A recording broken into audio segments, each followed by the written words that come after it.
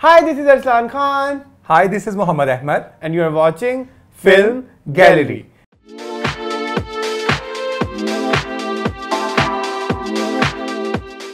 Welcome back to new episode of Film Gallery. अब आप लोग परेशान हो गए होंगे कि हम इतने ऐसे बात कैसे आए. Yes. हमें क्रिएटिव ब्लॉक लगा हुआ था. हाँ. ये भी एक अच्छा बहाना होता है ना. हाँ. आज ऐसे. और वैसे टू बी वेरी ऑनेस्ट लगा हुआ भी है. What do you think? और लगा होना चाहिए भी. मतलब मैं आज की जो हम आप लोगों ने टाइटल पढ़ भी लिया है, ये वीडियो बहुत पहले की प्लान है. Exactly. 2019 की. हाँ. देखा जाए तो. जब फिल्म गैलरी भी प्लान नहीं हुआ था. जब फिल्म गैलरी भी प्लान नहीं हुआ था, लेकिन हमें पता नहीं क्यों उस दिन हम बैठे बैठे हम काम कर रहे थे फिरदौस पे. हाँ. इससे बात आई, फिर फिरदौस की भी पब्लिसिटी कर देंगे. बिल्कुल. तो उस दिन बैठे बैठे हमें याद आया कि हमने ये क्यों नहीं किया अभी तक. हाँ. तो this is the right time now. This is the right time. तो हमने, और ऊपर से जून भी है. जून में ये फिल्म रिलीज हुई थी 28 जून को. 28 जून को फिल्म था मीरा ओरिजिनल बाजी जो है. तो नहीं सॉरी वो वाली जो नहीं बाजी जो नहीं ज्यादा लोग आजकल के जनरेशन के जानते हैं. तो हमने सोचा कि इसी मंथ में फिर हम करते हैं. तो हम आज करने वाले हैं दो बाजीज का डिस्कस. हाँ, बाजी फिल्म्स. एक तो जो रिलीज हुई 1962 में, 63 में, और एक रिलीज हुई 2019 में. और इससे पहले कि हम बाजी के बारे में डिस्कशन स्टार्ट करें, उससे पहले अहमद का एक एपिसोड रिलीज हुआ है थ्रोबैक थर्सडे का. एपिसोड नंबर 11 सीजन 2, जिसमें उन्होंने इस बार डिस्कस किया hero Pakistani film industry Firdaus को. जी अहमद, थोड़ा प्रोसेस के बारे में बताएं. How was the process of Firdaus? क्या चीज़ आपको नई नजर आई और कैसा रहा ओवरऑल द प्रोसेस? असलान, आपको पता है कि फिरदौस का मैं मतलब ये कहना नहीं चाहिए, बहुत बड़ा नाम, बहुत बड़ा काम है जी. मैं फ़ैन नहीं था, अब हूँ. तो मैंने फिल्म्स नहीं देखी हुई थी, गाने सुने हुए थे, गाने देखे हुए थे. तो मेरे लिए उनकी जिस तरह से मैंने कंटेंट डेवलप किया ना इसका, उसमें उनका एक ट्रैक जो था ना कि वो लव अफेयर वाला और शादी ना होना, वो सारा उसको मैंने हाईलाइट करके रखा. और फोक हीरोइन होने का जो मैंने टाइटल दिया हीर का, कि उनके ऊपर पहले भी हीर सियाल के नाम से फिल्म बन चुकी है और मिर्ज़ा जट में भी वो साहिबा बनी है. तो इस तरह से वो उन्होंने और भी कैरेक्टर अदा किए हैं. दूसरी भी फिल्म जो थी मुराद बलोच में, सहती का कैरेक्टर. तो सारी फिल्म जो थी उनकी मोस्टली जिनसे वो पॉपुलर थी वो था लोक दास्तान. तो वो मुझे देखनी पड़ी थॉरली. तो ये मेरे लिए एक मज़े का काम था, इस हिसाब से कि मैं खुद भी एक आर्टिस्ट के बारे में जान रहा हूँ जिसको जो बहुत पॉपुलर है पाकिस्तानी पंजाबी सिनेमा की अगर बात करें तो she is on the top. Yes. लेकिन मुझे एक अच्छी बात इस दफ़ा आपने जो थ्रोबैक थर्सडे बनाया कि ये लगे कि हम फिरदौस के बारे में जब भी कोई वीडियो देखते हैं, इट्स ऑल अबाउट उनके अफेयर्स क्या थे, फिरदौस मार्केट बन गई, उनके पास कहाँ से पैसे आ गए. कोई उनके आर्ट वर्क के बारे में काम नहीं करता. एग्जैक्टली मुझे यही फीडबैक आ रहा है एग्जैक्टली. और मैंने कभी अभी तक मतलब जैसे आप मुराद बलोच की बात करें, हीर सियाल की बात करें, मिर्ज़ा साहिबा की बात, मिर्ज़ा जट की बात करें, सॉरी, आप हीर रांझा करते रहते हैं जितने भी यूट्यूबर्स हैं. मैंने भी नाम नहीं लिया हीर रांझा का. हाँ, और हालांकि हम हीर रांझा कर चुके थे. ठीक है, और इसलिए हमने उसके ऊपर इतनी वो नहीं दी, इतना ज्यादा तवज्जो नहीं दी. लेकिन ये वाला जो पोर्शन है जिसमें मैं बात करूँ, आपने जो 3 फिल्मों का नाम लिया, मिर्ज़ा जट, हीर सियाल और मुराद बलोच, वो मैंने भी नहीं देखा हुआ था. It was new for me as well. मेरे पास हालांकि मिर्ज़ा जट का पोस्टर है, वो जो हमारी आर्काइव का हिस्सा है, बट वो फिल्म देखने का कभी इत्तेफाक नहीं हुआ. इसमें बहुत बड़ा हाथ जो है वो प्रोफेसर साहब का है जिन्होंने हमें ये फिल्में प्रोवाइड की. एग्जैक्टली. क्योंकि हम ढूंढने जाते तो शायद हमें ना मिलती. नहीं, अब क्योंकि वो ज़राए नहीं है. बिल्कुल. पहले ज़माने में होता था ना कि आप फिल्म लेने जाएं तो आपके पास एक फिल्म स्टोर है जहाँ पे जाके आप कोई भी फिल्म बताए तो आपको मिल जाएगी, कहीं से वो अवेलेबल कर देते थे. एग्जैक्टली. हीर सियाल का प्रिंट आपने चेक किया? जी, बहुत उसमें लगाया. और मिर्ज़ा जट का प्रिंट चेक किया आपने? बाबूजी का प्रिंट चेक किया? उससे भी ज़्यादा मेरे लिए एस्टॉनिशिंग बात ये थी कि हमें ख़ानदान मिल गई. हाँ, जो हम बात कर रहे थे बहार के टाइम पे नहीं मिली, फिर हमें नगमा के टाइम पे नहीं मिली. इसमें हमारी आर्काइव का पार्ट वो क्लिप भी डाला जहाँ पे नगमा और वो एक फ्रेम में भी है, वो लड़का बनी हुई नगमा. तो वो फिल्म मैंने देखनी है. खानदान. हाँ, वो आपने इन्होंने मुझे प्रोवाइड कर दिया. वो मैंने फिल्म जरूर देखनी है क्योंकि वो मेरी सिंस बहार फंसी हुई है दिमाग में कि मैंने वो देखनी है फिल्म. उसमें कुछ है नहीं हूँ. असलान, जो हमारे रिसर्च की अच्छी खास बात है ना, जिसके ऊपर हम दोनों फोकस करते हैं, वो ये है कि उस काम की तरफ बाद में आए जो रिनॉन्ड है. जी, ठीक है. हम जो एस्टेब्लिश करते हैं ना, स्पेशली इसका कंटेंट डेवलप करते हुए, उसमें उसका शुरू का काम, इसमें देखिए वो क्लिप्स मैंने शुरू के अवेलेबल किए हैं कैसे कि जहाँ पे उन्होंने एक्स्ट्रास के तौर पे काम किया. लोग कह देते हैं लेकिन एग्जैक्टली वो नहीं लगा पाते. ठीक है, तो ये बताना ज़रूरी था कि वो शुरू कैसे हुई। इतना बड़ा आर्टिस्ट जब होता है तो वो शुरू कैसे होता है। इवन फानूस नहीं मिलती। हाँ, फानूस नहीं मिलती, लेकिन फानूस के गाने हमने डाले हैं, वो चांदी से बढ़कर, और फिर वो सलमान पीरज़ादा वाले भी, तो इसमें बड़ी चीज़ें टच हो रही थी। 1 2 एक और फिल्म का भी नाम मुझे यहाँ पे ऐड करना है, खानदान के दिल दे सौदे। अब वो इतना बड़ा गाना है हमारा, क्या बोलते हैं, लाल जो हमारी धमाल है, लाल मेरी पत, हाँ, वो आता है यूट्यूब पे, हट जाता है, फिर आता है, हट जाता है, और बहुत झनकार के साथ है, झनकार के साथ, और ओरिजिनल फॉर्म में हमें कहीं पे भी नहीं मिला। उसमें भी हमें प्रोफेसर साहब ने बहुत हेल्प की। प्रोफेसर साहब का वो फिरदौस के ऊपर पूरा एक गीत माला था जिसमें से वो मिला है। जी।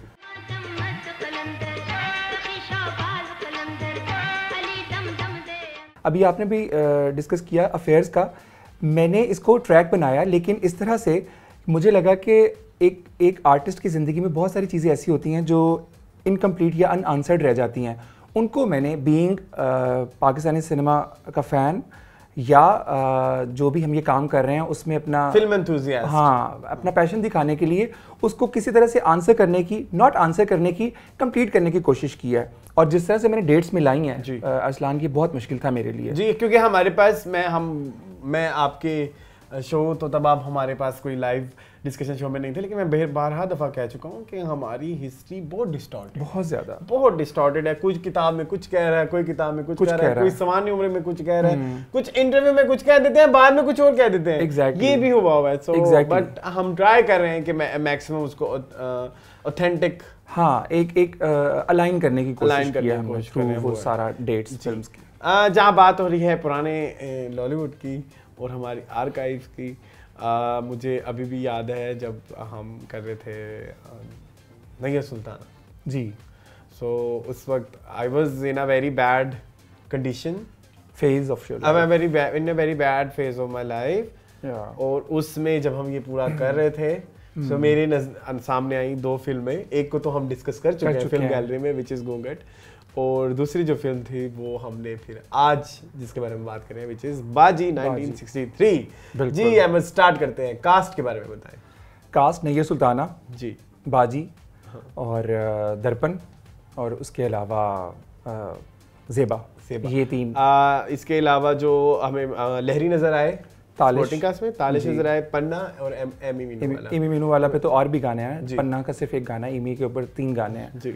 इसके अलावा आपको कैमियोज कहते हैं आप उनको, बहुत सारे देखें, अप्रोच देखें उस जमाने में, लेकिन उसको हम कनेक्ट करेंगे अभी हम नई वाली बाजी के साथ, फिर मजा आएगा। हाँ, अच्छा, ये भी एक पॉइंट है कि हम अपने ऑडियंस को बता दें कि हम करने का जा रहे हैं। हम करने का जा रहे हैं जी, बताएं। हम कोई सेमनेस की बात तो नहीं करने जा रहे हैं, बिल्कुल भी नहीं। हम कोई कंपैरिजन की बात तो नहीं करने जा रहे हैं, हम किसी एक की तरफ झुकाव तो नहीं रखने जा रहे हैं, बिल्कुल भी नहीं। हाँ, हम ऐसा कुछ भी नहीं करने जा रहे। We are just going to discuss 2 titles जो डिफरेंट टाइम्स में बनी है और उनकी अपनी अपनी अप्रोचेस क्या थी डायरेक्टर। लेकिन एक चीज दोनों में कॉमन है जी, बाजी जी, दैट कॉन्सेप्ट ऑफ बाजी, जो इस फिल्म में यू आर राइट, मतलब सब कुछ करके भी जो आप तन्हा हैं, बिल्कुल सबको खुश करके भी आप तन्हा है, वो इन दोनों फिल्मों में एक कॉमन चीज है। बट आई फील लाइक, या एंड हैविंग सेड दैट, दोनों बाजीज की मोटिवेशन अलग है, लेकिन ये जो पॉइंट इन्होंने बताया ये कॉमन है। यस, ये दोनों में कॉमन है। कैरेक्टर्स दोनों के डिफरेंट हैं, लेकिन अपने सर्कमस्टेंसेस में दोनों ही कहीं ना कहीं मतलब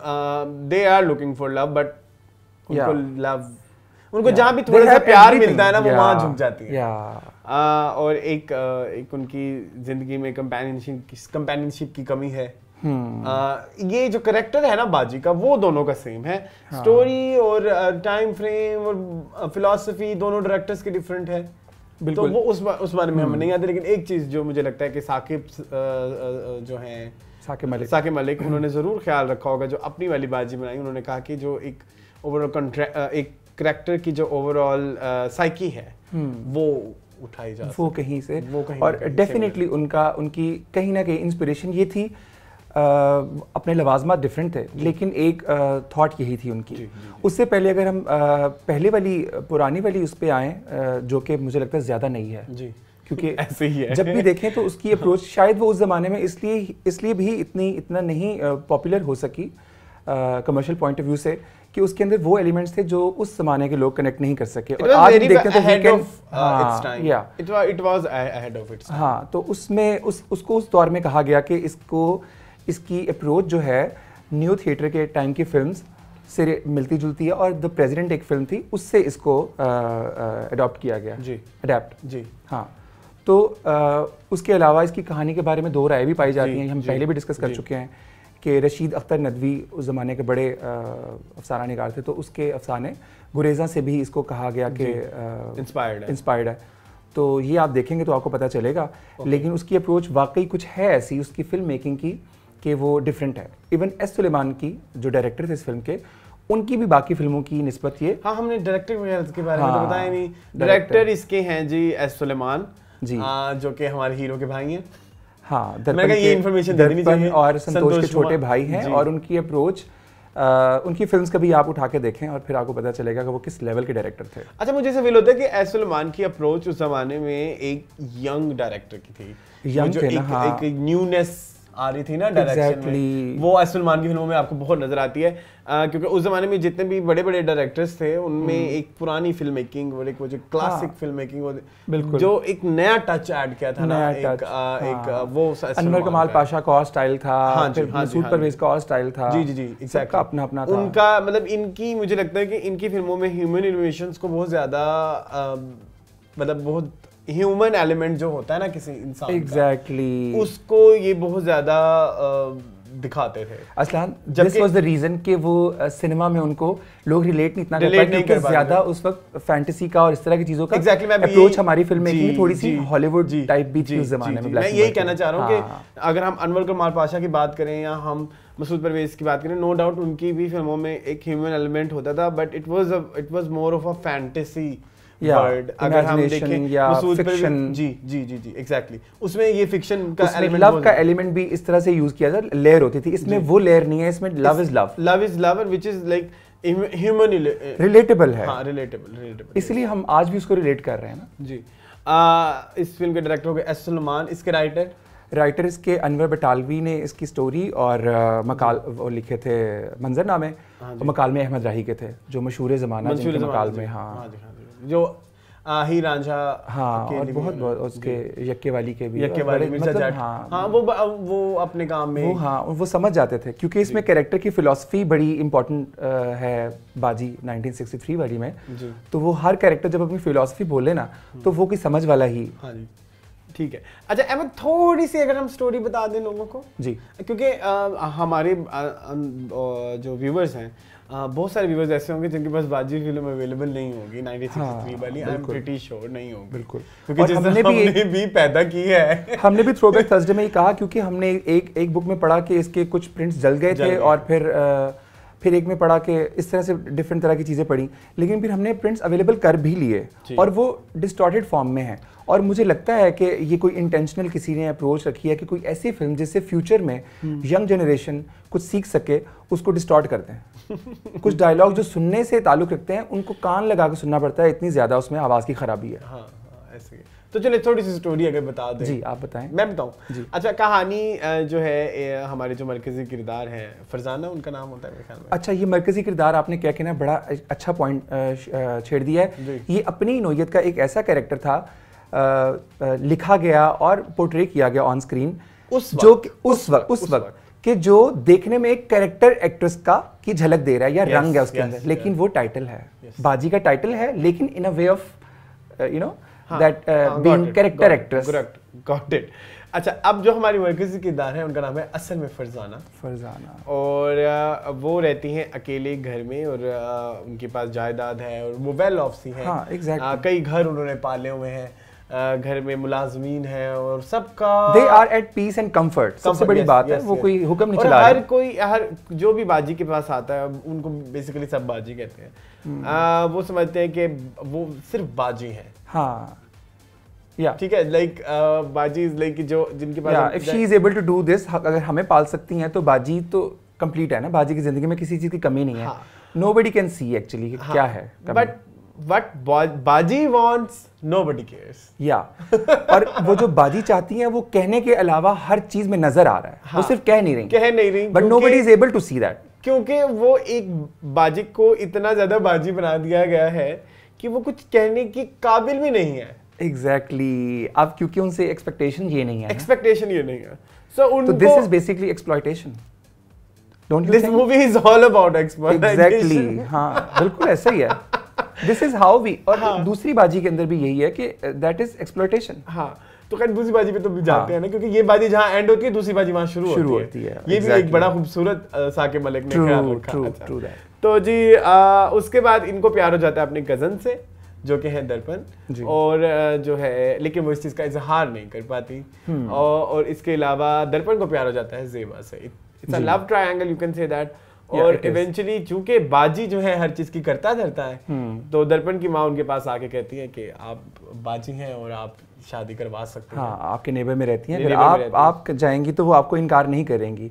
तो मतलब उनसे बड़े भी जो उनसे उनके अपने से बड़ों जैसा काम. उस डायरेक्टर की बहुत ज्यादा खूबी है बनती कि जब उनके ये बात बताई जाती है तो उनके फेस के ऊपर एक डिस्कम्फर्ट आता है, जो कि ऑडियंस को नजर आ रहा होता है, लेकिन उधर बैठी हुई अवाम जो उधर जो उनकी अम्मी होती हैं जो से कह रही होती है कि मेरे बेटे की बाजी नहीं करनी है, तो वो जो है अच्छा वो पॉइंट वहाँ पे आता है. वो डिस्कम्फर्ट इसलिए भी आता है असलान कि उससे पहले जब वो आ रहा है, जो एनर्जी या जो वो लव ट्रैक उसका ज़ेबा के साथ चल रहा है, वो वहाँ की खुशी यहाँ पे आके निकाल रहा है. आपको चाहिए होता है कोई एक साथी. वो कज़न है, वो बता रहा है कि हम खेला करते थे ये वो अब जो हैं नैयर सुल्ताना, वो इस बात को कहीं ना कहीं समझ रही हैं कि ये शायद मेरे पास 2 से 4 बार आ रहा है, तो अब इसको शायद कह नहीं पा रही, लेकिन वो ये इसे समझ रही हैं कि ऐसा कुछ है कि वो एक गाना भी आता है सिचुएशन. हाँ, दिल के अफसाने. दिल बड़ी अच्छी सिचुएशन पे, आंखों की जुबान तक, निगाहों की जुबान तक कमाल है. हाँ. तो बेसिकली बात चल निकली, अब देखें कहाँ तक पहुंचे. हाँ.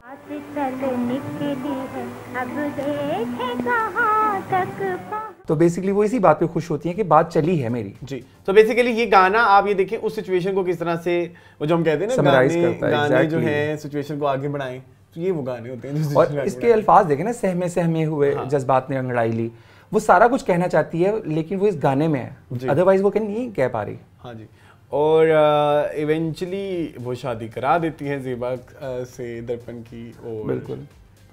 फिर गाना आता है. हाँ, मतलब आप देखें ना कितना भारी होगा ऐसे कैरेक्टर के लिए कि वो अब शादी करा रही हैं. हाँ. ठीक है.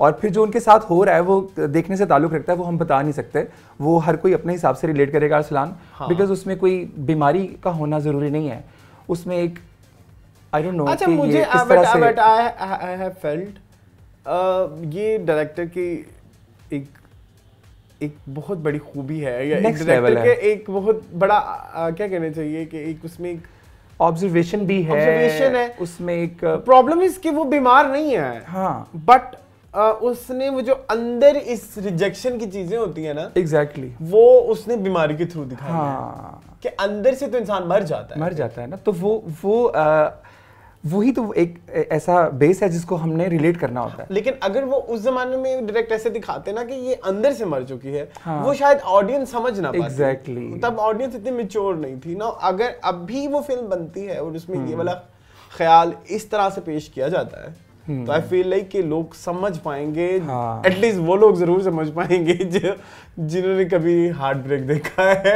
हाँ, पता है क्यों अरसलान, जब कमली देखी तो कमली की हम ऑडियंस की बात नहीं करते कि कैसे बटी हुई थी, लेकिन क्वेश्चन हर किसी के पास था. जी. क्योंकि उसमें भी ये लेयर तो ह्यूमन एलिमेंट था ना. हाँ जी. तो इसमें भी क्वेश्चन करते तो आज के दौर में डिबेटेबल बनती चीज, तो फिर हमें आंसर्स मिलते हैं. हाँ. और फिर एक और गाना जो कि आगे बढ़ाता है जी, दैट इज अब यहाँ कोई नहीं आएगा.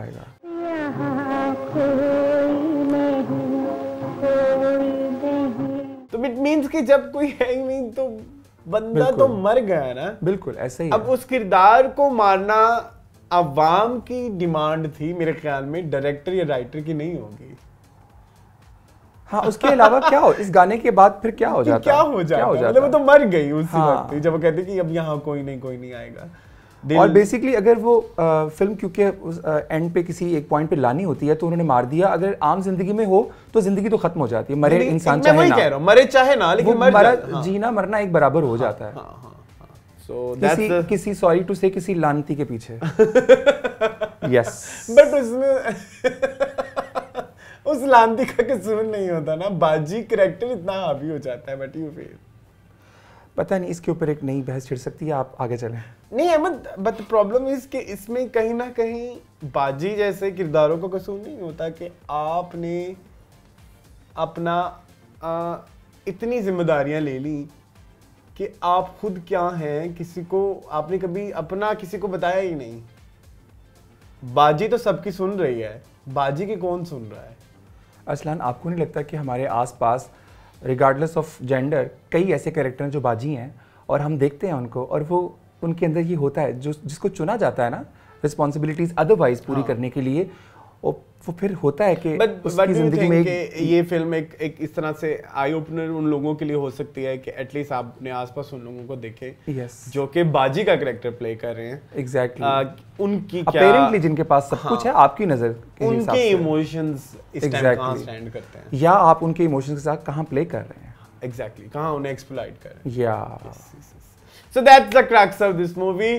और आई थिंक इतनी मेच्योरिटी के साथ और इतनी क्या लीजिए कि इतनी प्यारी या इतनी मेहनत या इतनी डिटेल, इतने पोटेंशियल मीनिंग के साथ, इतने पोटेंशियल के साथ मैंने नहीं देखी, आज के दौर में तो नहीं देखी। It wasn't easy for me to watch बाजी at first go, at first time it wasn't easy जब मैं लिख रहा था इसका कंटेंट। So acting wise बात कर लें थोड़ी सी जी। आपको सबसे ज्यादा नुमाया एक्टिंग किसकी लगती है? मुझे नैयर सुल्ताना की ही लगती है, क्योंकि वो again back to that point के मरकज़ी किरदार जो है वो उस तरह से आ रहा है कि कैरेक्टर एक्टर्स, तो ये बड़ा मुश्किल होता है अपने आप में। इवन आप ये देखिए कैरेक्टर डिटेल कितनी है, उन्होंने अकेली रहती है तो उन्होंने एक पेट भी रखा है। एग्जैक्टली साइकी की तरफ आ जाए ना, एक्टिंग तो तब आएगी ना जब आप साइकी समझेंगे। साइकी उस कैरेक्टर की क्या है कि अकेला है, ठीक है, आसपास ऐसे लोग हैं जो आपसे जिनको खुशी मिल रही है आपसे, हाँ, तो आप उनके सामने उससे भी ज़्यादा खुश नज़र आएंगे ताकि वो आपकी खुशी से खुश रहें, ताकि उनको ये ना हो कि भाई कोई बात उनको एनीवे। और आपकी ज़िंदगी में हर वो एलिमेंट है, आपके बेडरूम की अरेंजमेंट से लेके आपकी बेड टी से लेके हर चीज़ ऐसी है कि जिसमें नज़र आ रहा है कि आप एक सिंगल जो है एंटिटी हैं जी। और उसकी सबसे बड़ी बात एक सीन आता है कुत्ते के साथ, वो पास आता है, जिस तरह से वो अफेक्शन के साथ हाथ रखती हैं ना। हाँ। I am an animal person, pet मेरे पास टाइम टू टाइम रहे हैं, लेकिन मैं समझ सकता हूँ कि वो हाथ रखना क्या है। Exactly, मतलब और इतना जेंटली और इतना स्पॉन्टेनियसली नेचुरल वे में हाथ रखना, ये नहीं कि दिखा के हाथ रखा है। डॉग भी उसके बाद कहीं मूव कर जाता है। तो ये भी एक बहुत बड़ी बात है कि जो लोग, सारे ही नहीं, जो पेट रखते हैं, लेकिन पेट रखने का एक ये भी होता है, you can release your emotion.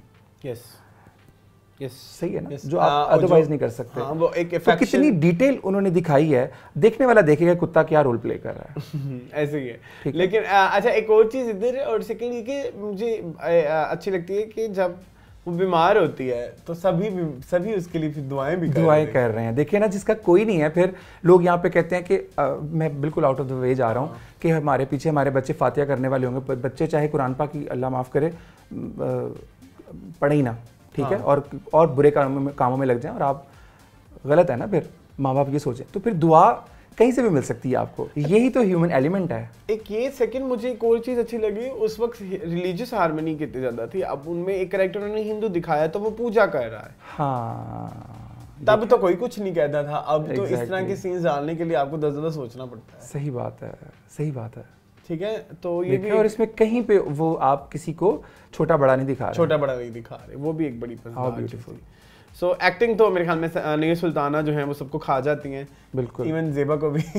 हाँ, ज़ेबा तो बिल्कुल हाँ नहीं थी। वो एक हमारी अहमद की एक छोटी सी ऑब्जर्वेशन है दैट पुरानी हीरोइनों वाला जो एक है ना, बिल्कुल वो नैयर सुल्ताना की एक्टिंग में आपको नजर नहीं आता, which is like a very great. अपना ही उनका एक मेरा ख्याल है वो होगा अप्रोच।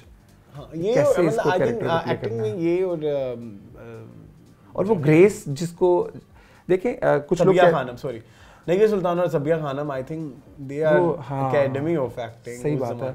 और आप देखें गई कहाँ, सुलेमान भी उधर हैं, संतोष भी उधर हैं, दर्पण भी उधर हैं, तो वो गई भी उस तरफ जिन्होंने उनको पहचाना। हाँ, ऐसे सो जी, एक्टिंग होगी जी।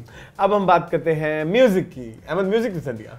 सलीम इकबाल, जो जोड़ी थी, सलीम और थे, इकबाल और थे, दो भाई, तो उनका म्यूज़िक मेरा ख्याल है कि उन्होंने बहुत म्यूज़िक दिया है, लेकिन ये सलीम इकबाल का भी बेस्ट है और इंट्रो है, ना सिर्फ उनके म्यूज़िक का, हमारे पाकिस्तानी सिनेमा के म्यूज़िक का भी इंट्रो है ये जी। इस तरह का music. somehow I feel like कि बाजी का जो एल्बम है वो बड़ा कंप्लीट एल्बम है। आपको एक मजेदार गाना, ऑडियो पॉइंट ऑफ व्यू से अगर देखा जाए डांस का भी गाना मिलता है आपको, अलमिया गाना भी मिलता है आपको, खुशी का गाना भी मिलता है। बिल्कुल ठीक है, एक आपको मिक्स गाना मिलता है, चंदा दूरी चांदनी में, is a very mix emotion song. Exactly. और सावरिया ने वो एक एक करके डिस्कस कर लें ताकि हम इधर ऐड भी कर सकें। वैसे आपका सबसे फेवरेट कौन सा है इस पूरे में? मेरा अब यहाँ को नहीं आएगा। हाँ जी,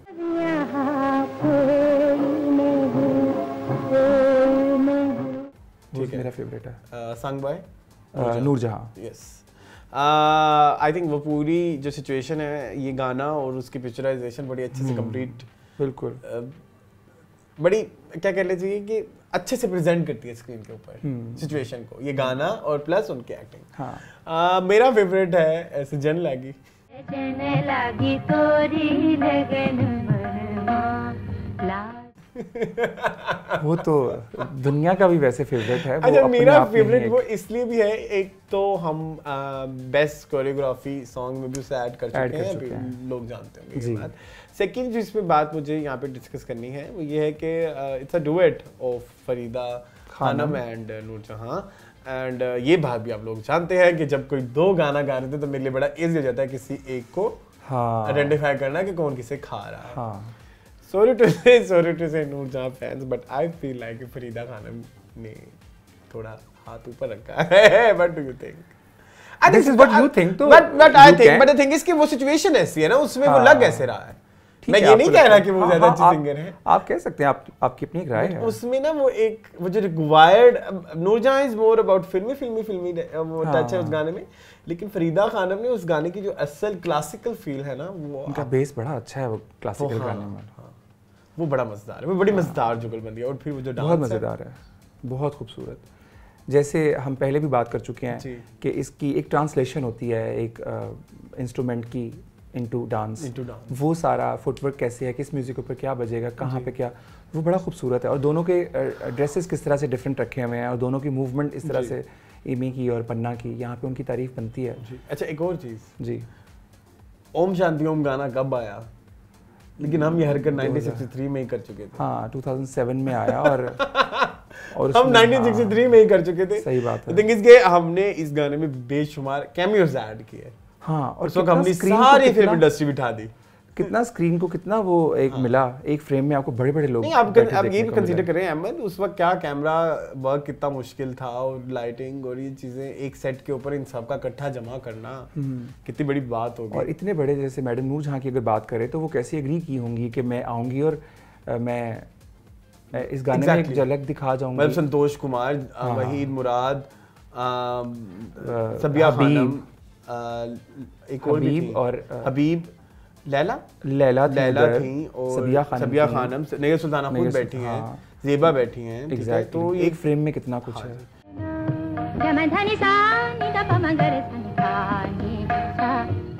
सो वो एक उधर इजाज भी थे, यस, यू राइट। एक फ्रेम में 4-4 लोग आपने बिठाए हैं, तो इट्स अमेजिंग। हाँ, सो ये उस जमाने में एक लोगों के लिए अट्रैक्शन जरूर होता होगा सिनेमा में जाके देखने के लिए, क्योंकि जब हमने भी ओम शांति ओम अपने ज़माने में देखी तो हम भी बड़े एक्साइटेड हुए। बिल्कुल, कि एक गाने में, या इवन जब रीमा ने वो किया था लव में गुम, आपको याद होगा, लव में गुम, उसने सारी फैशन इंडस्ट्री, फिल्म इंडस्ट्री, मुझे बड़ा कंप्लीट लगा था, बड़ा कंप्लीट था वो। तो आपको वो एक, आप कितने एक्साइटेड थे वो गाना देखने के लिए। तो सोचे 1963 में जो लोग सैयद नूर ने भी किया था, वोटी लेके जानी है मैं, एंड पे जब वो शादी हो जाती है तो बहुत सारे आरिफ लोहार आता है और बहुत सारे आर्टिस्ट आते हैं, बाहर आती हैं जी। सो लेकिन जब 1963 में ये हो रहा होगा तो लोग कैसे उठते, कैसे एग्जैक्टली क्या उनको क्या सोच आती होगी कि ये एक फ्रेम में आके झलक दिखा के चले गए।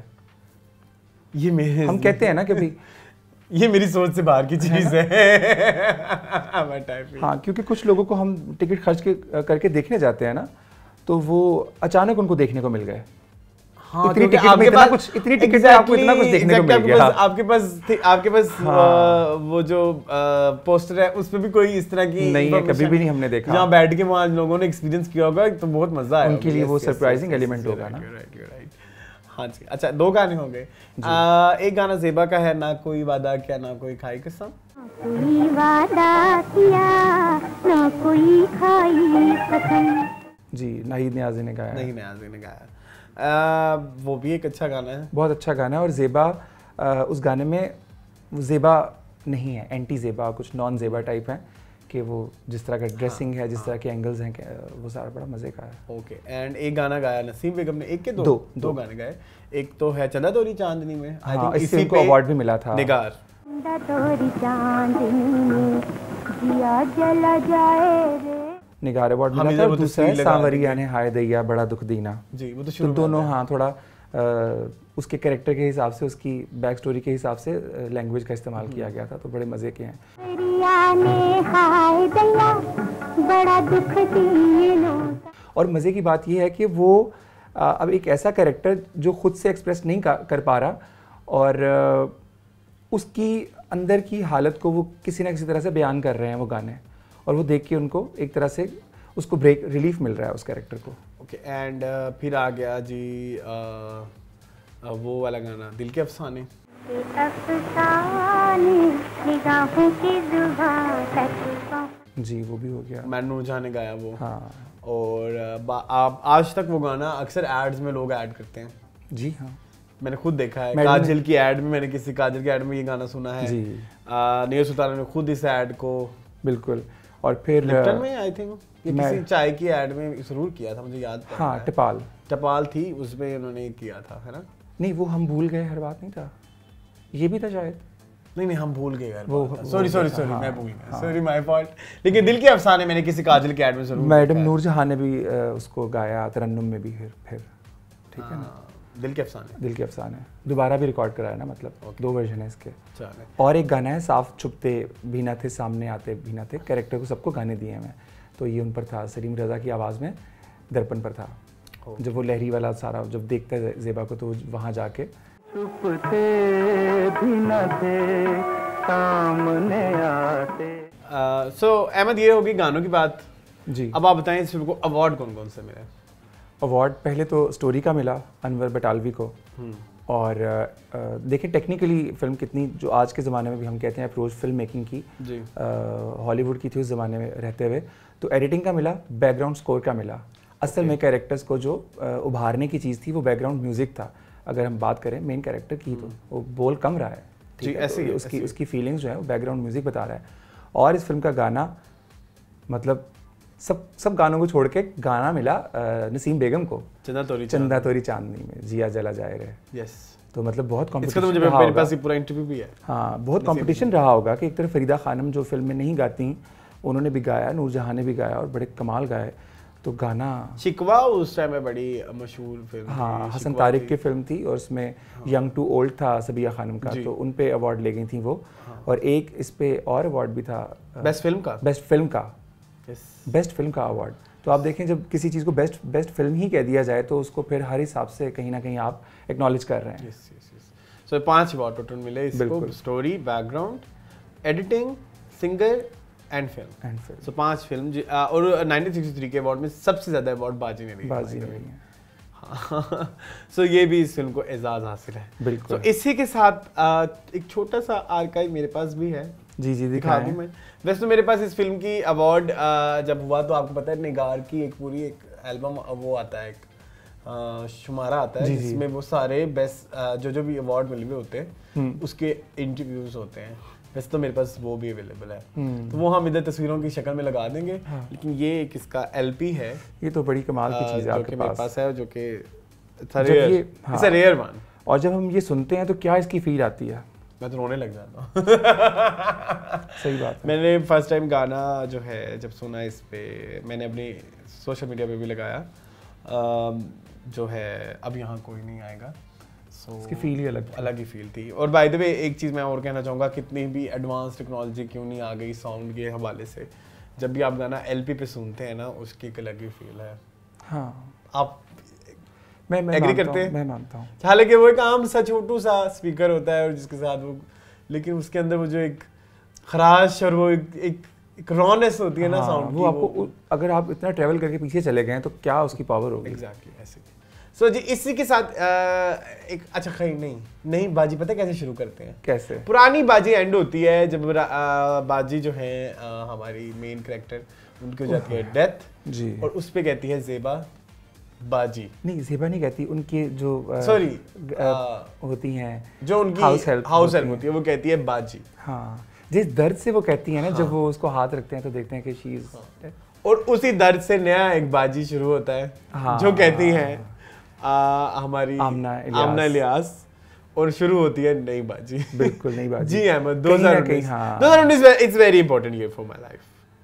हाँ, पाकिस्तानी सिनेमा के लिए भी इसके बाद कोविड आ गया था ना। हाँ, इसलिए भी क्योंकि हम दोनों पहले में मिले थे एग्जैक्टली और उन दिनों में अपना चैनल शुरू करा था और पाकिस्तानी फिल्में बहुत ज़्यादा आई थी और बाजी का वो रिव्यू था जिससे मैंने अपने चैनल का रिवाइवल स्टार्ट करना था, इफ़ यू रिमेंबर और नॉट। और बहुत आपने उसके अंदर रिसर्च डाली थी, कहाँ से निकाल के आपने क्लिप्स डाले थे कि भाई मैं वो फिल्म बनाऊंगा तो तुम सारे वो मीरा के साथ अब मुझे भी, अब जैसे मुंशी जी रिपोर्ट लिख लो, मेरा एक शो है जिसमें फिल्में रिव्यू करता हूँ।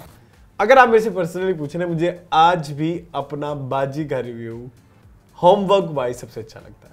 मैंने भी मेंशन किया था ना आज कि आपका रिव्यू बहुत डिफरेंट, क्योंकि मैंने उसमें कुछ नहीं छोड़ा था, कुछ सीन टू सीन और ये और वो और एलिमेंट्स की बात की थी आपने, नए और पुराने सिनेमा के। और लेकिन अब जो है मैं उसको दिखा नहीं सकता क्योंकि वो कॉपीराइट इश्यूज आ जाएंगे, मेरा पब्लिक नहीं है। लेकिन नहीं, हाँ वो रिव्यू पब्लिक नहीं है, लेकिन उस पर मैंने बहुत व्यूज लिए उस जमाने में भी। अहमद और मैंने ये फिल्म तकरीबन 3 दफा सिनेमा में देखी इकट्ठे, उसके अलावा अलग। हाँ, उसके अलावा मैंने एक दफा अलग से देखी और आपने अलग से बेशुमार दफा देखी। मैं कितनी दफा देखी सिनेमा में? 8 दफा। पता नहीं लोग इसको क्या समझेंगे, मैं इसको प्राउडली कह सकता हूँ। हाँ, अगर 1963 वाली भी आज रिलीज हो तो मैं उसको शायद 8 से 8 16 बार देखूँ। अच्छा, बाजी का रिकॉर्ड कमली ने तोड़ दिया आपकी लाइफ में? कमली ने नहीं तोड़ा, उसी साल मेरा ख्याल 2019 में जोकर आई थी, उसने तोड़ा था। जोकर भी 19 में आई थी। हाँ, उसने तोड़ दिया था। उसने तोड़ दिया था। कमली कितने दफा देखी आपने? कमली 6 बार। अच्छा, और बाजी 8 बार? 8 बार और joker 10 bar.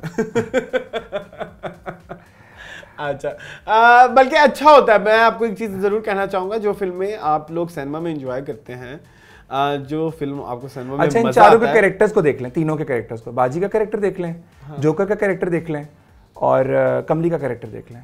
It has something for you, it has something for people जो ज़्यादा शायद कुछ चीज़ें देखते हैं और रिलेट कर सकते हैं। अच्छा, मैं ये कह रहा था कि जो लोग सिनेमा में फिल्म देखते हैं और अगर आपको एक दो मज़ा आता है कोई फिल्म देखने के लिए, आप एक दो दफ़ा मज़ीद देख लिया करें। उसकी रीज़न ये होती है कि जब वो फिल्म आप अगली दफ़ा देखते हैं तो आपका मीडियम होता है टीवी, लेकिन जो मज़ा आपको सिनेमा में आता है ना, वो आपको मज़ा टीवी में नहीं आता, फिर वो दोबारा नहीं आना होता, वो नहीं आना होता। एग्जैक्टली। तो बेहतर होता है कि जो फिल्म आपको सिनेमा में जितनी दफ़ा मज़ा दे रही है आप ज़रूर देख लें। बिल्कुल, क्योंकि वो बाद में वो मज़ा नहीं आना। हाँ बिल्कुल, इसकी मिसाल हम मौला जट से दे सकते हैं, जिसने देखी है ना, पूरी दुनिया ने देखी है वो अब जब भी देखेंगे तो वो एक्सपीरियंस उनका रिप्लेस नहीं कर सकते। हाँ, जो सिनेमा वाला एक्सपीरियंस था उनका। सो जी, अहमद कास्ट, मीरा जी, उस्मान खालिद भट्ट, अली काज़मी, मोहसिन अब्बास नकवी, आमना इलियास, नैयर इजाज, निशो और वेरियस एक्टर्स।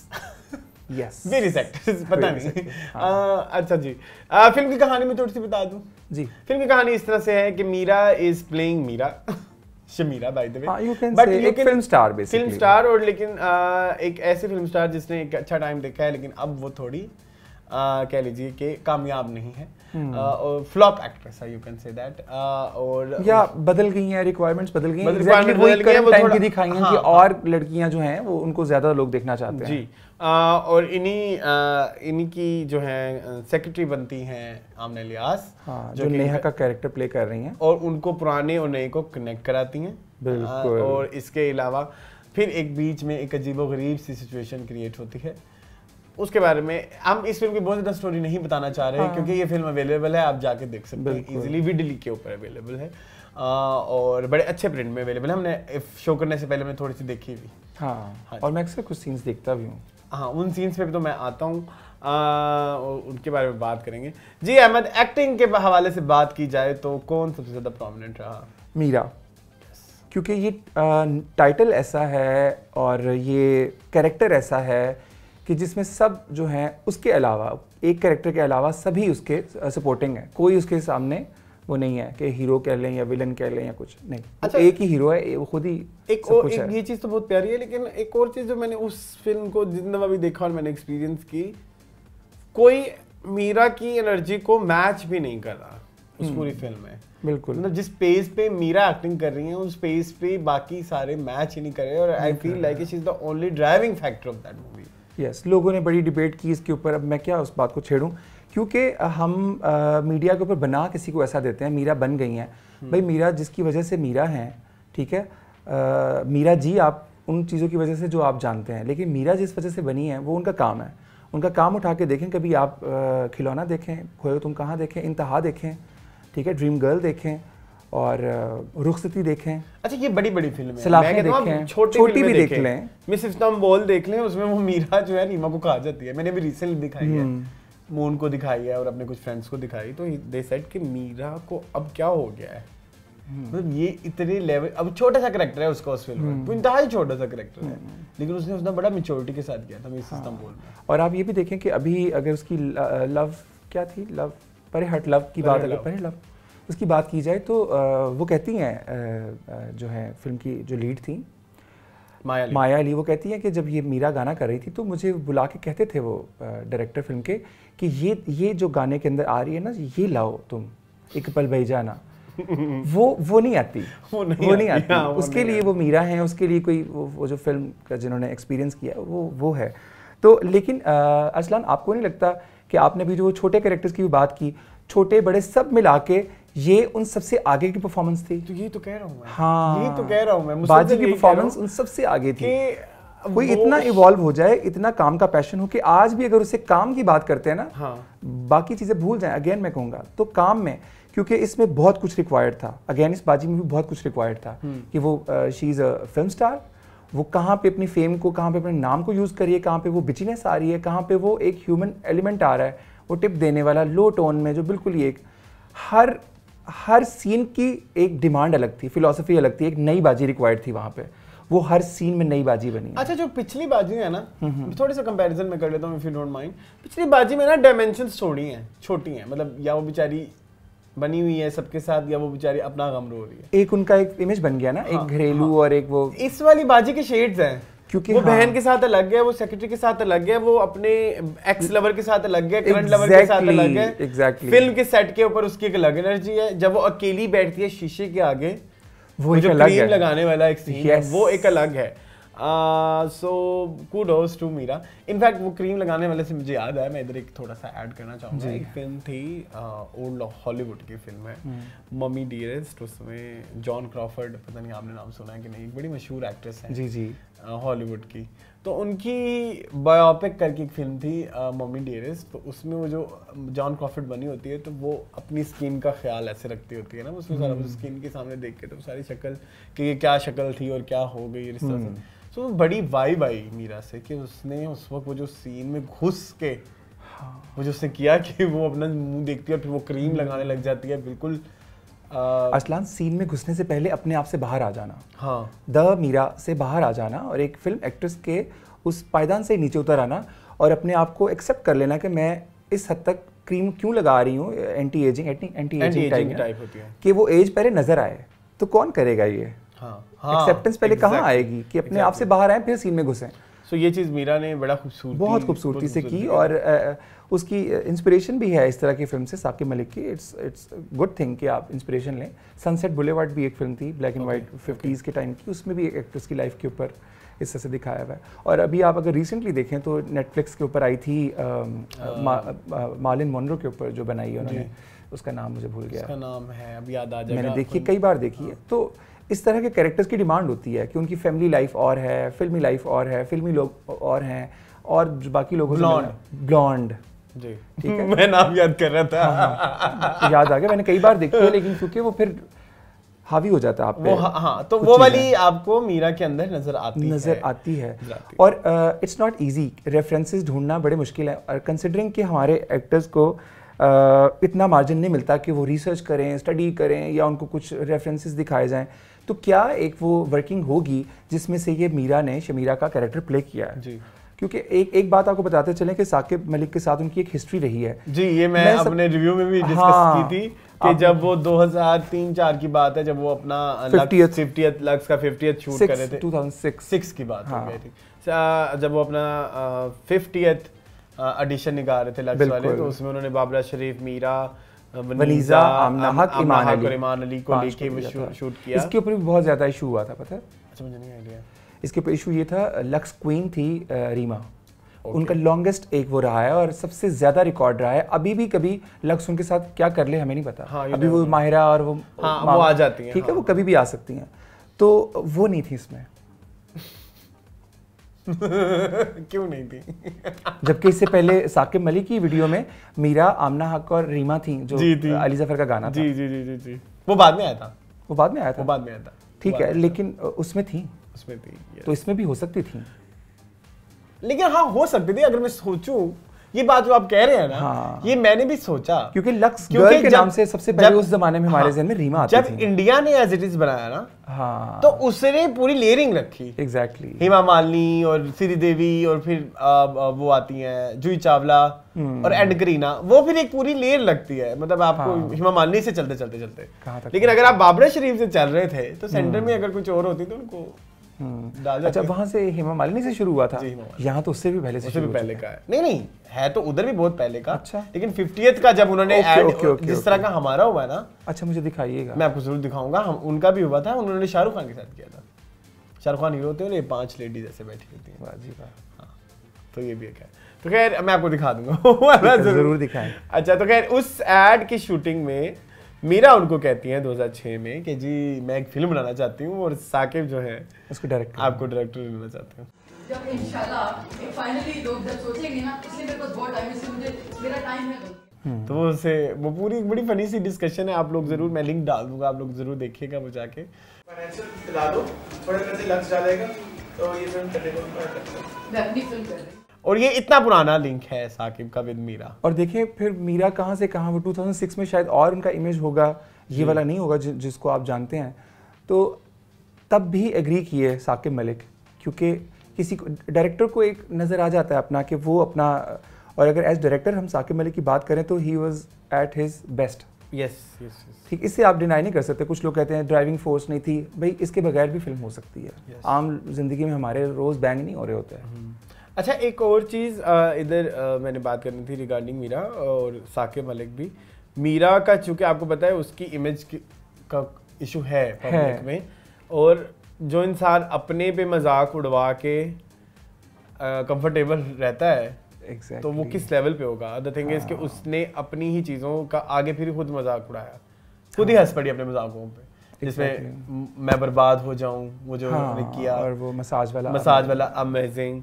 तो वो जो जितनी भी चीजें थी, या वो फोटोग्राफर टप्पू को जिस तरह वो बुलाती हैं एक गाने में, हेलो मिस्टर फोटोग्राफर, वैसे वो सब आ भी गए और सबने वो सब कुछ इंक्लूड भी कर लिया। हाँ, तो वो रिक्रिएट हुआ। तो आई थिंक बहुत बड़ी बात है ये, बहुत बड़ी बात है। यस। तो मुझे थोड़ा सा इस फिल्म से इशू है आखिरी आधे घंटे का, 28 मिनट का। मुझे भी है।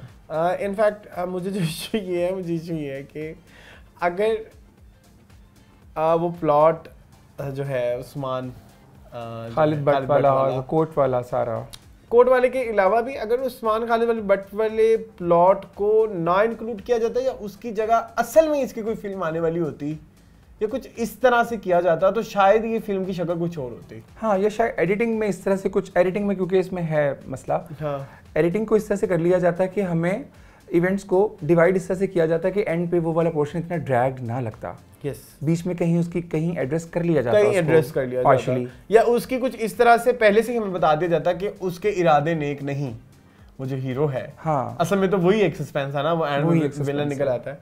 तो थिंक इसको उसका कुछ ना कुछ हमें इस तरह से इंडिकेट जरूर किया जाता है कि फिल्म मूव कहाँ हो रही है। हाँ। क्योंकि जहां हम अली काज़मी वाले प्लॉट की बात करते हैं तो वो तो बड़ा प्यारा चल रहा था, बहुत अच्छा चला वो। इवन मोहसिन अब्बास हैदर वाला भी बहुत अच्छा चला था। हाँ। हमने उनका नाम भी नहीं लिया, खैर वो लिया शुरू में मैंने लिया था। अच्छा, तो उनका भी बड़ा अच्छा चला था, इंटरेस्टिंग तरीके से चल रहा था। बट जब वो उस्मान खालिद भट्ट वाली पसोड़ी बीच में डलती है ना, तो फिल्म बिखर जाती है। But I feel like Exactly. उसी ने ही हमारी ऑडियंस जितने भी देखने वाले थे या बहुत सारे लोगों जो सवाल उठाते हैं इस फिल्म के ऊपर, मेरे ख्याल में वो वही एक चंक है।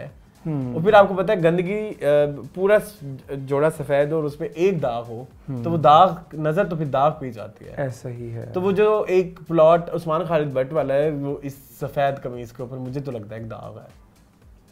आई फील लाइक आप की कोई और राय होगी आप जरूर बता दें, या आई फील है कि वो और बेहतर हो सकता था, वो कंसाइज हो सकता था, उसके बारे में बहुत कुछ सोचा जा सकता था। Even choice of actor could be, yes may be. So ये एक छोटा, इसके अलावा आपका कोई इस फिल्म से कोई शिकवा छोटा सा? शिकवा मेरा ये शिकवा था।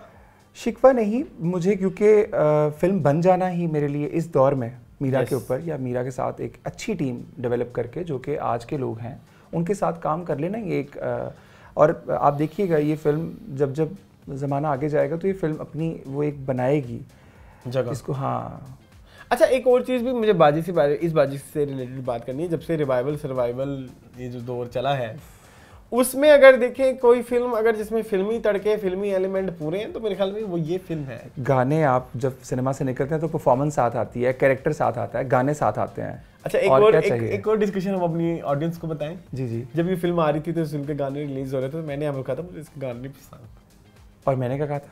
आपने कहा था ये गाने बहुत अच्छे हैं। हाँ, आप सिनेमा में सुनिएगा। हाँ। जब मैं सिनेमा गया, मैंने पूरी फिल्म देखी, मेरे गाने सुने, मैंने कहा ये तो गाने बहुत अच्छे हैं, बहुत अच्छे हैं। तो उनकी एक सिनेमैटिक वाइब थी उसके गानों की, खासकर वो जो गाना नहीं था शाम मस्तानी है, मैं तो मुझे सबसे ज्यादा वही अच्छा लगा था जो ज़ेब बंगेश ने गाया। और चले अब गानों पे आ जाएं। जी, गानों पे आ जाएं। आपका सबसे फेवरेट गाना कौन सा है? मेरा इसमें एक हर गाना ना एक अलग से ट्वीट था। असल बात बताऊं तो मुझे गाना वो अच्छा लगा था, मेरे दिल दा टोल बजे डम डम डम, तकवे। हाँ,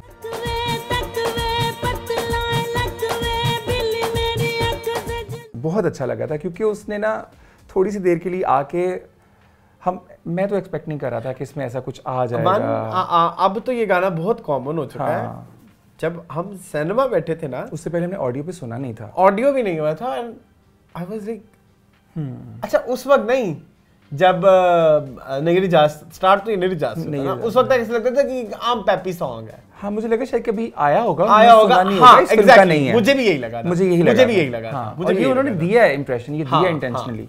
लेकिन जब वो स्टेज पे पहले वो एक एक्ट्रेस करती है, हाँ, और उसका अंतरा चलता है ना, उसका अंतरा चलता है, और जब वो एक्ट्रेस मुड़ती है और वो मुड़ के फिर वो मीरा बन जाती है, हाँ, तब तक आपको पता चलता है ये गाना तो बनाया गया है। उस टाइम पे जब वो गाना सिनेमा में बजता है, आई विश आप लोग ये मूवी सिनेमा में, जिन लोगों ने देखी होगी वो लोग जरूर इस चीज से एग्री करेंगे। जब ये गाना बजता है तो मैंने जब आसपास सिनेमा में देखा तो एक अजीब ही जोश आ गया ना, अजीब जोश आ गया था। क्यों?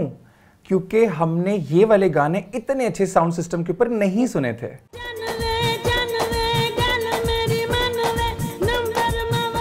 हमने कहा कि भाई ये तो कानों को इतना भला लग रहा है। हाँ। वो नसीबो, वही ताफो, वही ऑर्केस्ट्रा, हाँ। वही म्यूजिक, वही एक स्कूल ऑफ थॉट, तो इतने अच्छे लेवल पे आप उसकी एग्जीक्यूशन देख रहे हैं, तो I was like wow. Even वो जो स्टाइलिंग भी मीरा की, उसमें वो बिल्कुल स्टेज एक्ट्रेस लग रही थी, क्योंकि वो उन्होंने दिखाना था। बाय द वे, अच्छा, मेरा जो फेवरेट गाना है वो है शाम मस्तानी। शाम नशीली है कोई, ये मैं कई दफा आपको बता चुका हूँ, मुझे वो सबसे ज्यादा गाना वही पसंद है। मुझे वो इसलिए पसंद है क्योंकि एक तो वो एक शादी हॉल में रिकॉर्ड हुआ हुआ है, इधर लाहौर में एक शादी हॉल है, यहाँ पे वो रिकॉर्ड हुआ है, लेकिन जो उसकी अप्रोच है वो बड़ी हॉलीवुड है, जैज वो उस तरह का ना, हमारे यहाँ कभी एक्सपेरिमेंट इतना खास हुआ नहीं। और डांस का भी स्टाइल वो थोड़ा सा टैंगो उस तरह का है। उस तरह से बाकी जो मकबूल हुआ गाना वो था डोंट बी सिली, हाँ, खिलती कली। डांस वाइज वो गाना अच्छा था, लेकिन उस गाने की भी हाईलाइट वही थी कि जब मीरा सीढ़ियों से उतरती हुई नीचे आती है।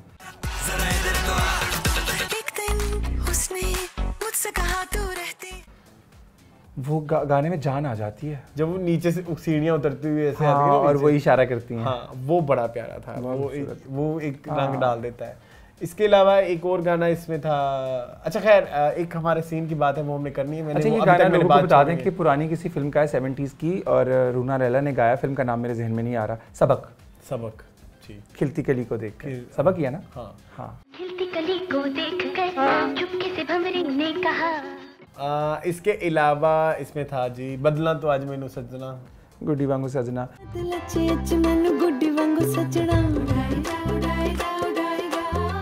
इसके ऊपर वो कहते हैं कि नहीं ये इंस्पिरेशन नहीं है, लेकिन ये फोक सॉन्ग है। फोक सॉन्ग, अच्छा, फोक सॉन्ग। गुड्डी वांगू आज मैंने सजना उड़ाई जा उड़ाई जा उड़ाई जा, इट्स अ फोक सॉन्ग। ठीक है ठीक है ठीक है, उधर का भी है इधर का भी है, दोनों का है। ठीक है ठीक है, आई गेट इट नाउ। ठीक है, एक ये हो गया, एक और कौन सा गाना? एक ज़ेब का और था, एक तू हो में एक मैं हूँ।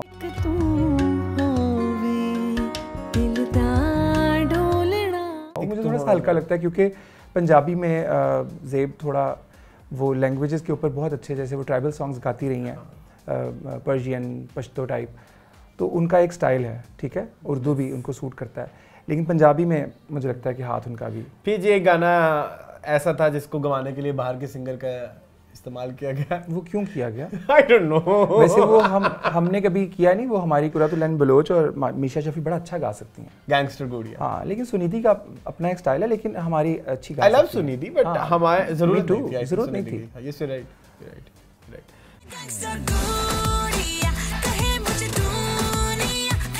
तो गैंगस्टर गुड़िया की भी बात हो गई जी। अच्छा, एक कुछ सिमिलैरिटी जो हम बात कर रहे थे उधर की और इधर की हम करने लगे थे, जैसे शाम मस्तानी है गाना है, उसमें आपको बेशुमार स्टार्स नजर आते हैं। बिल्कुल। आपको डिजाइनर्स भी नजर आते हैं, फोटोग्राफर्स भी नजर आते हैं, जुगन भी, मॉडल्स भी नजर आते हैं, एक्टर्स भी नजर आते हैं, सिंगर्स भी नजर आते हैं, अली अज़मत। यस। जबकि ऐसे ही गाना पिछली बाजी में था जी, जहाँ पे आपको सजन लगी, जिस तरह से वहां पे भी आपको स्टार्स नजर आते हैं, तो समहाउ ताकि मतलब के दिमाग में पुरानी बाजी होगी जरूर थी थोड़ी बहुत थी। अच्छा, एक ये बात, और एक जो आखिरी बात मेरे ख्याल में रह जाएगी, उसके बाद हम बाजी कंक्लूड कर सकते हैं। जी कर सकते हैं। कुछ रह तो नहीं गया? परफॉर्मेंस मीरा की जो, अच्छा हम कर लेते हैं वही, उसी पे सीन टू सीन जो उसी पे ही बात कर रहा था, वही मेरी आखिरी बात थी। मुझे लगता था कि वही हमारा जो है ना क्लाइमैक्स, वहीं पे हमारे लिए फिल्म खत्म हो जाती है। मेरे लिए फिल्म वहीं खत्म, मेरे लिए भी। दैट एक सीन आता है जिसमें पता लगता है कि मीरा की वीडियो लीक हो गई है, शमीरा की, और उधर से मीरा की बेस्ट परफॉर्मेंस फिल्म की स्टार्ट होती है। वैसे तो पूरी फिल्म में she was so good, but उस फिल्म में या उस सीन में मीरा को देख के आई वाज शॉक्ड कि ये हमने अपनी एक इंतहाई अच्छी एक्ट्रेस जाया कर दी है। सही बात है। जस्ट उसके जो मीडिया की जो भी चीजें चल रही हैं या जो भी कंट्रोवर्सीज चल रही हैं, एटलीस्ट आप उसमें जो आर्ट है वो तो निकाल लो। और वो सीन अहमद आप ही बयान करें। एक तो वो जो कहती है, सबसे पहले तो वो जो फोन में होती है और वो वहाँ से चाहती है पार्टी छोड़, हाँ, उसको पता चलता है ये तो वीडियो लीक हो गई है, और वो जो उसका एक्सप्रेशन है ना, जब वो आवाज़ें सुनती है और वो उसका एकदम से बिल्कुल एनर्जी लेस हो जाना, जी, वो एक बहुत अच्छा था कि चलो यहाँ से नेहा। और डायलॉग्स वहाँ पे बड़े आम है, कोई वो नहीं, चलो यहाँ से, क्या हुआ, कुछ नहीं, चलो। उसके बाद वो घर आके कि टैबलेट कहाँ चला गया, ज़मीन निगल गई, आसमान खा गया, आम से डायलॉग है, किसकी हरकत हो सकती है। तो उस वक्त जब वो कहती हैं कि सब खत्म हो गया, मैं लुट गई, मैं बर्बाद हो गई, सब खत्म हो गया, ये तीन जो उन्होंने बोले हैं ना, तीन डिफरेंट अंदाज में, मैं लुट गई, मैं बर्बाद हो गई, सब कुछ खत्म हो गया, हाँ, सब खत्म हो गया, सब खत्म हो गया।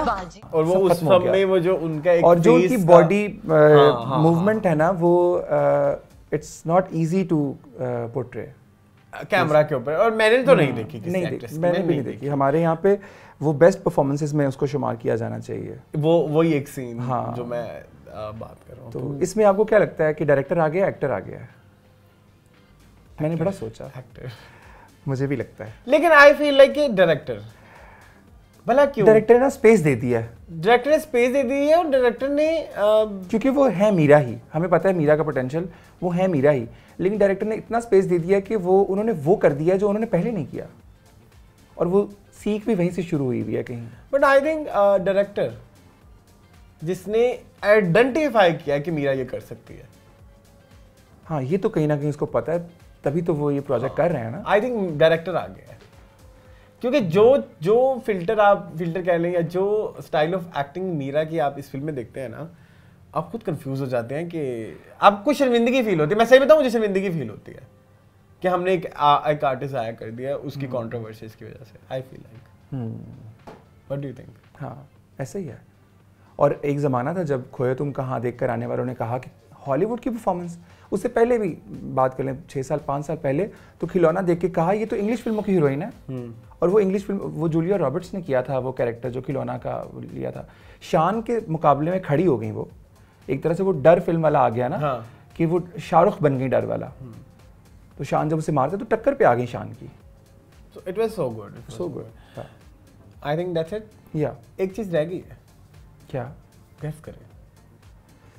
सब हो गया लेकिन एक रह गया।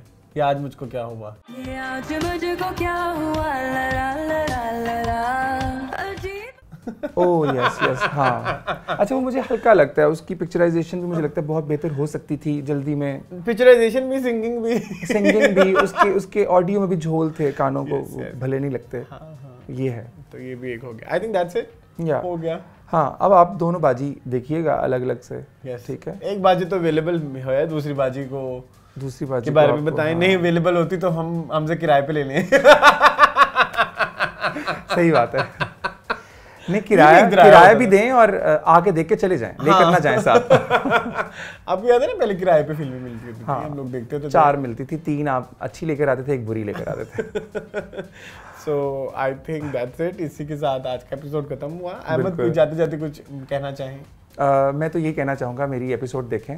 पहले हमने काफ़ी पब्लिसिटी कर दी, उसको देखें। और जो हम बात कर रहे थे फिरदौस वाली, जी फिरदौस वाली, और जो हम बात कर रहे थे उसके ऊपर ज़रूर हमें अपने कमेंट से बताएं कि क्या उसमें है जो हम कह रहे थे वो नज़र आता नहीं आता, जो आपकी नज़र में वो है उसमें या नहीं।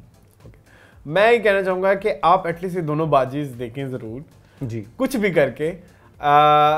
दोनों, एक तो बड़ी प्यारी बात यह है कि दोनों का नाम बाजी है जी, और दोनों को हम एक माइलस्टोन जरूर कह सकते हैं। बिल्कुल बिल्कुल, अब फिल्म इंडस्ट्री में बिल्कुल 1963 वाली बाजी ने भी एक माइलस्टोन क्रिएट किया कि कैरेक्टर आर्टिस्ट किस तरह एक हीरोइन बन सकता है। बिल्कुल बिल्कुल, ठीक है। और इस वाली ने भी माइलस्टोन ये वाला क्रिएट किया कि जब पूरी दुनिया कह रही है कि ड्रामे वाले आर्टिस्ट लेके आपने ड्रामा फिल्म नहीं ड्रामा, इन्होंने दिखाया कि फिल्म भी हम बनाएंगे, चाहे कास्ट आधी ड्रामे वाली होगी लेकिन वो फिल्म दिखे। हाँ। तो ये दोनों बाजीज जो हैं ये हमारे फिल्म इंडस्ट्री में एक माइलस्टोन है। बिल्कुल। तो आप जरूर जाके देखें और इन दोनों को देखने के बाद आपके जो पॉइंट ऑफ व्यूज हैं या जो आपका फीडबैक है हमसे जरूर शेयर करें। क्योंकि आजकल यही होता है, आधी से ज्यादा आवाम एक दूसरे की रिकमेंडेशन पे चीजें देख रही होती है। ये नेटफ्लिक्स पे ये सीजन आ गई, ये सीरीज आ गई, देखो, तो हमारी रिकमेंडेशन पे आप देख लें। या आई होप आपको आज का शो अच्छा लगा होगा। मजीद इस तरह की वीडियोस देखने के लिए मेरे चैनल को सब्सक्राइब कीजिए। मुझे और अहमद को दीजिए इजाजत। अल्लाह हाफ़िज़। अल्लाह हाफ़िज़।